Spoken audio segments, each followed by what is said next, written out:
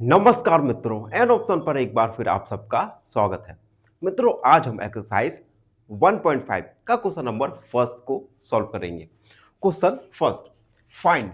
हमें कुछ वैल्यूज दी गई हैं, इन वैल्यूज को हमें फाइंड करना है। पहला है 64 का पावर 1/2। तो हम इन क्वेश्चंस को सॉल्व करने के लिए लॉस ऑफ एक्सपोनेंट का यूज करने वाले हैं। और लॉ ऑफ एक्सपोनेंट अगर आपने ओवरव्यू नहीं देखा तो सबसे पहले ओवरव्यू देखिए और लॉज ऑफ एक्सपोनेंट को अच्छे से पढ़ लीजिए। अब देखो 64 को हम लिख सकते हैं 8 मल्टीप्लाई 8 का पावर 1/2। ठीक है, 8 मल्टीप्लाई 8 को लिख सकते हैं 8 का पावर 2 का पावर 1/2। अब देखो पावर का पावर है और जब पावर का पावर होता है तो मल्टीप्लाई हो जाता है पावर्स में। तो 8 2 मल्टीप्लाई 1/2, ये कैसा किया?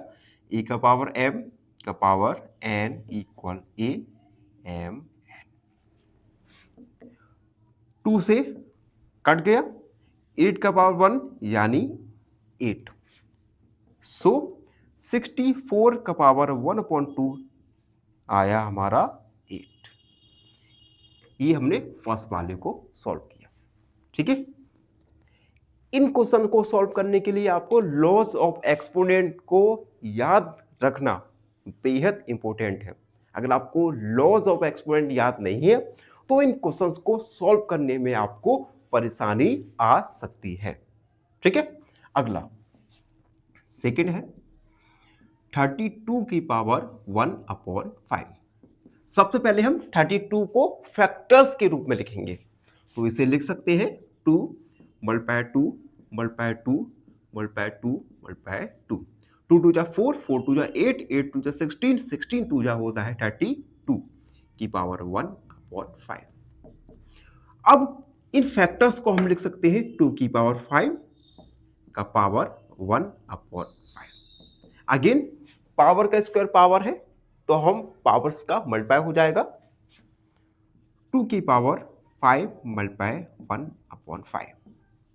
ए की पावर m का पावर n इक्वल ए की पावर m।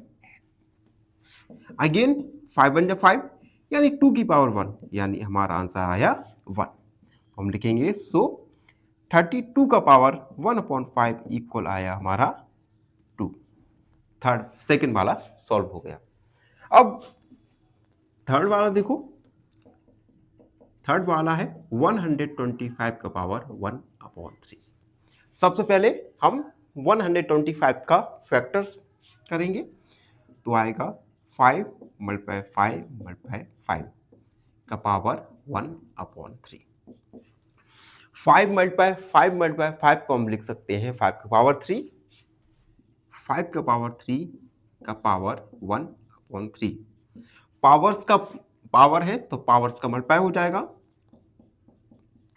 3 1 जा 3 यानी 5 का पावर 1 यानी 5।